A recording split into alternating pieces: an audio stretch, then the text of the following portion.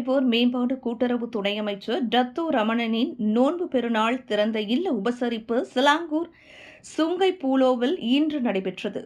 இந்நிகழ்வில் 5000த்திற்கும் மேற்பட்டோர் கலந்து கொண்டு சிறப்பித்தனர். பெருநாள் காலங்களில் திறந்த இல்ல உபசரிப்பை நடத்துவது நம் நாட்டின் தேசிய பாரம்பரிய கலாச்சாரமாகும். இதனையொட்டி இவ்வாண்டு நோன்பு பெருநாளை முன்னிட்டு இக்கொண்டாட்டம் அமானா இக்தியாருடன் இணைந்து மிக விமரிசையாக நடைபெற்றது.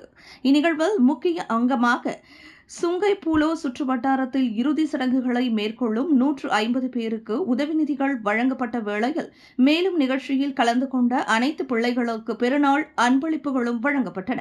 பெருநாளை அனைத்து மக்களும் மகிழ்ச்சியுடன் கொண்டாட வேண்டும் என்ற நோக்கில் இந்த உபசரிப்பு ஏற்பாடு செய்யப்பட்டுள்ளது என்றும் எதிர்வரும் ஆண்டுகளில் இன்னும் சிறப்பான முறையில் இதுபோன்ற உபசரிப்புகள் நடத்தப்படும் என சுங்கை பூலோ நாடாளுமன்ற உறுப்பினருமான ரமணன் கூறினார்.